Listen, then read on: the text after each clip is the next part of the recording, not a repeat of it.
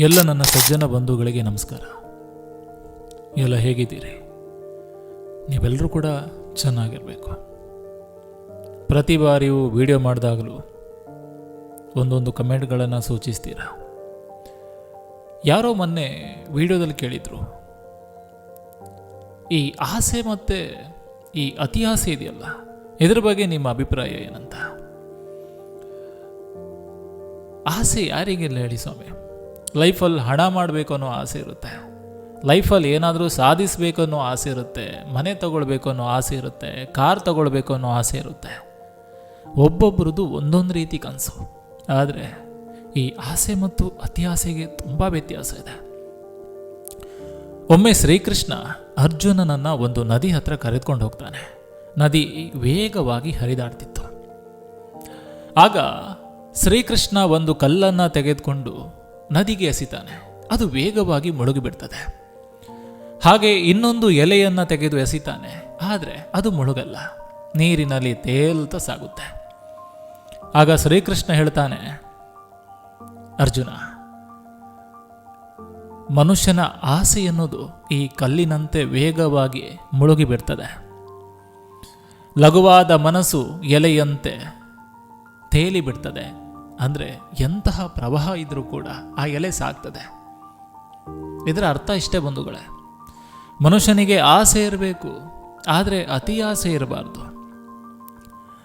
ನಾವು ನೋಡಿ, ನಮ್ಮ ಆಸೆಗಿಂತ ಇನ್ನೊಬ್ಬರ ಆಸೆಗಳಿಂದ ನಾವು ದುಃಖಿತರಾಗಿದ್ದೇವೆ. ಒಮ್ಮೆ ನಾರದರು ಶ್ರೀಕೃಷ್ಣ ಪರಮಾತ್ಮನಲ್ಲಿ ಕೇಳ್ತಾರಂತೆ, ಈ ಪ್ರಪಂಚದಲ್ಲಿ ಯಾಕೆ ಶ್ರೀಕೃಷ್ಣ ಎಲ್ಲರೂ ದುಃಖಿಗಳಾಗಿದ್ದಾರೆ? ಅದಕ್ಕೆ ಶ್ರೀಕೃಷ್ಣ ಪರಮಾತ್ಮ ಹೇಳ್ತಾನೆ, ಮನುಷ್ಯರು ಈ ಪ್ರಪಂಚದಲ್ಲಿ ಎಲ್ಲರೂ ದುಃಖಿಗಳಲ್ಲ, ಎಲ್ಲರೂ ಸುಖದಿಂದಿದ್ದಾರೆ. ಆದರೆ ಇಲ್ಲೆಲ್ಲರೂ ಇನ್ನೊಬ್ಬರ ಸಂತೋಷದಿಂದ ದುಃಖಿತರಾಗಿದ್ದಾರೆ. ನಾವು ಹೇಗಂದರೆ, ನಮ್ಮಲ್ಲಿ ಏನಿದೆ ನಾವು ಅದರಲ್ಲಿ ಖುಷಿ ಪಡಬೇಕು, ನಮ್ಮಲ್ಲಿ ಏನಿದೆ ನಾವು ಅದರಲ್ಲಿ ತೃಪ್ತಿ ಪಡಬೇಕು. ಆತ್ಮತೃಪ್ತಿಗಿಂತ ಮಿಗಿಲಾದ ಸಂಪತ್ತು ಈ ಪ್ರಪಂಚದಲ್ಲಿ ಯಾವುದೂ ಇಲ್ಲ ಬಂಧುಗಳೇ. ಪಕ್ಕದಲ್ಲಿರುವವನ ತಟ್ಟೆ ನೋಡಿದರೆ ಅಲ್ಲಿ ಜಾಸ್ತಿ ಇದ್ದರೆ ನಮ್ಗೆ ಬೇಜಾರಾಗುತ್ತಂತೆ. ಅದೇ ಪಕ್ಕದವನ ತಟ್ಟೆಯಲ್ಲಿ ಏನಿಲ್ಲ ಅಂದರೆ ನಮಗೆ ಅಹಂ ಬರುತ್ತಂತೆ. ಪಕ್ಕದವನ ತಟ್ಟೆಯಲ್ಲಿ ಏನಿಲ್ಲಲ್ಲ, ನನ್ನ ತಟ್ಟೆಯಲ್ಲಿ ಇಷ್ಟಾದರೂ ಇದೆ ಅಂತ. ನಾವ್ಯಾವತ್ತೂ ನಮ್ಮ ಮೇಲಿರೋರನ್ನ ನೋಡಿ, ಆ ಭಗವಂತ ನಾನು ಯಾಕೆ ಇಷ್ಟು ಚೆಂದ ಇಟ್ಟಿಲ್ಲ, ಅವರು ನೋಡಿ ಕಾರಿದೆ, ಬಂಗ್ಲೆ ಇದೆ, ಕೈ ತುಂಬ ಹಣ ಇದೆ. ಯಾವತ್ತೂ ನಮಗಿಂತ ಮೇಲಿರೋರ ಬಗ್ಗೆ ನಾವು ಕಂಪೇರ್ ಮಾಡ್ಕೋಬಾರ್ದು.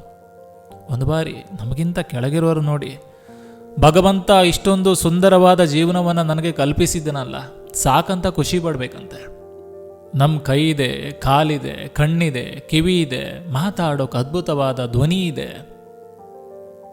ಪರಮಾತ್ಮ ಎಲ್ಲ ಕೊಟ್ಟಿರುವಾಗ ನಮ್ಗೆ ಇನ್ನೇನು ಬೇಕು? ಮನುಷ್ಯನಿಗೆ ಬೇಕಾಗಿರೋದು ಮಾನವೀಯತೆ. ಅದಕ್ಕೆ ನಾನು ಹೇಳಿದ್ದು, ಆಸೆ ಎಂಬ ಬಿಸಿಲು ಕುದುರೆ ಏಕೆ ಏರುವೆ, ಮರಳುಗಾಡಿನಲ್ಲಿ ಸುಮ್ಮನೇಕೆ ಅಲೆಯುವೆ. ಅವನ ನಿಯಮ ಮೀರಿ ಇಲ್ಲಿ ಏನು ಸಾಗದು, ನಾವು ನಡೆಸಿದಂತೆ ಬಾಳಲೇನು ನಡೆಯದು. ಇದು ನಿಜ ಜೀವನದ ಸತ್ಯ. ನಮ್ಮಲ್ಲಿ ಏನಿದೆ ಅದರಲ್ಲಿ ಖುಷಿ ಪಡಬೇಕು ಬಂಧುಗಳೇ.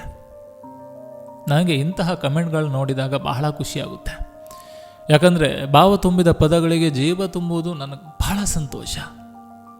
ಈ ಆಸೆ ಮತ್ತು ಅತಿ ಆಸೆಗೆ ಈ ನನ್ನ ಧ್ವನಿಯ ಮೂಲಕ, ಈ ವಿಡಿಯೋ ಮೂಲಕ ನಿಮಗೆ ಸ್ಪಷ್ಟನೆ ಸಿಕ್ತು, ನಿಮ್ಗೆ ಅರ್ಥ ಆಯಿತು ಅಂತ ನಾನು ಭಾವಿಸ್ತೇನೆ. ಇನ್ನೊಂದು ಮಾತಿದೆ, ಆಸೆಯೇ ದುಃಖಕ್ಕೆ ಮೂಲ, ಅಸೂಹೆ ಒಳ್ಳೆಯದಲ್ಲ, ಬೆಳ್ಳಗೆ ಇರೋದಲ್ಲ, ಹಾಲಲ್ಲ. ಎಲ್ಲ ನನ್ನ ಪ್ರೀತಿಯ ಸಜ್ಜನ ಬಂಧುಗಳಿಗೆ ಈ ನಿಮ್ಮ AK ಶೆಟ್ಟಿ ನೋಡೋರ ಕಡೆಯಿಂದ ಧನ್ಯವಾದಗಳು.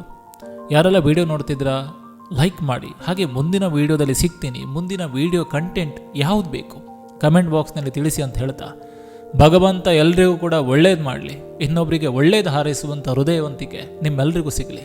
ಧನ್ಯವಾದಗಳು.